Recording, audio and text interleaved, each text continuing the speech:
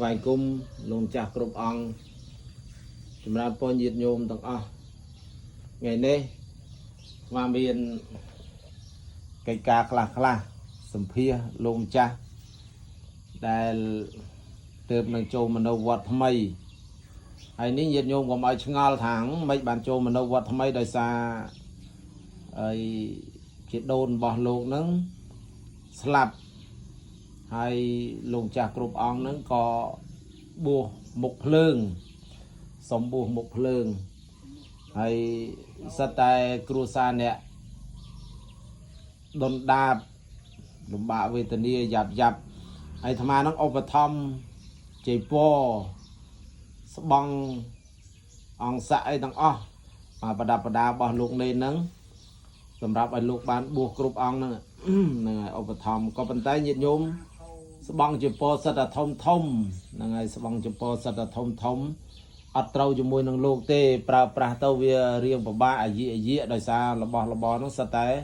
សម្រាប់មនុស្សធំហ្នឹងហើយមើលឥឡូវសួរឲ្យលោកម្ចាស់នេះឈ្មោះពនាមអីមាសអញ្ចឹងហ៎ណាលោកម្ចាស់មាសបជនម៉ានហើយ14ឆ្នាំបជន14ឆ្នាំចុះលោកម្ចាស់នេះពនាមអីនេះឃ្លុយលោកម្ចាស់ពនាមឃ្លុយហើយបជនម៉ាន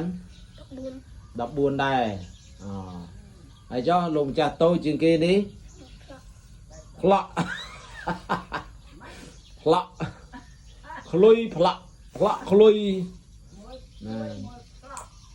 មួយឃ្លុយមួយផ្លក់ហ្នឹងហើយឥឡូវហើយ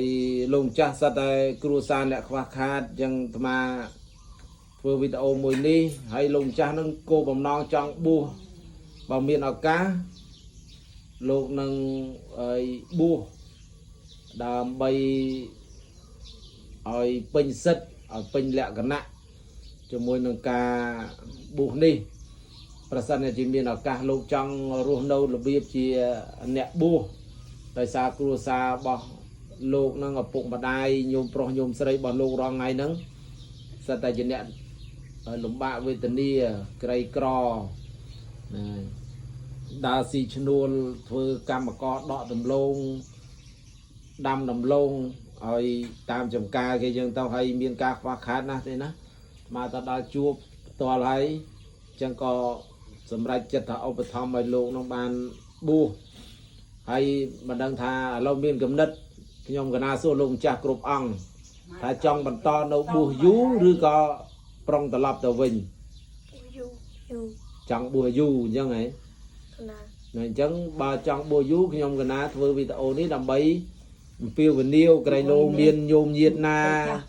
ដែលលោកមានសទ្ធាជ្រះថ្លាចង់ឧបត្ថម្ភដល់លោកម្ចាស់ស្បង់ជីវររបៀបតូចល្មមជាមួយនឹងលោកម្ចាស់ហ្នឹងអាចឧបត្ថម្ភតាមរយៈអាត្មាបានចាំដាក់ QR code តាមក្រោយហ្នឹងហើយដោយសារលោកម្ចាស់មានគោលបំណងចង់បួសបន្តតែដោយសារគ្រួសារគាត់នឹងក្រីក្រមិនមែនថាគាត់អត់ទិញឲ្យទេគាត់ទិញឲ្យកូនគាត់ក៏បានដែរញោមគាត់ទិញឲ្យកូនគាត់ក៏បានក៏ប៉ុន្តែប្រាក់ដែលទៅទិញនោះគឺតតែដើររកចងការខ្ចីបុលគេអញ្ចឹងញាតិញោមហ្នឹងហើយអញ្ចឹងបើសិនណាញាតិញោមមានសទ្ធាចង់ចូលរួមជាមួយអាត្មាដើម្បីជាវហើយស្បង់ជាពរលោកញោមខ្លះគាត់មានសទ្ធាចង់ឧបត្ថម្ភមួយសម្រាប់ក៏បានឬក៏ខ្ញុំកណាអត់ទេឥឡូវខ្ញុំកណាមានតែស្បង់ជាវជាស្បង់ជាវជាចៃវរតែមួយក៏បានឬក៏ត្រឹមម្នាក់10000 20000ឬក៏$1 $2ក៏បានដែរញាតិញោមតាមសទ្ធាហ្នឹងហើយព្រោះអាណិតលោកមកមុខស្ងួតហើយអាត្មាហ្នឹងមកនៅសឹងជាមួយមកយប់ហើយស្បង់ជាពរដែលធ្លាប់ប្រើខ្លួនឯងហ្នឹងធំញោមចុះមនុស្ស1.75 ម៉ែត្រ1.80 ម៉ែត្រហើយលោកម្ចាស់សិតតែកូនក្មេងទុយអញ្ចឹងចកាណាប្រើទៅរយៈញាតិញោមប្រើទៅរយៈពិបាកអញ្ចឹងញាតិញោមប្រសិនមានសទ្ធាចង់ចូលរួមជាមួយអាត្មាដើម្បីឧបត្ថម្ភដល់លោកម្ចាស់គ្រប់អង្គឲ្យបានសាងពភ្នោះនៅក្នុងសាសនានេះដើម្បីជាប្រយោជន៍ជួយសាសនាសូមមេត្តាចូលរួមទាំងអស់គ្នាបង តាមសទ្ធាញាតិញោមណាអត់ប្រខិតប្រខំទេញោមណាមានសទ្ធាប្រមាណចូលរួមប៉ុណ្ណឹងខ្ញុំកណាអរគុណទៀតកណាមុនចុះបាទ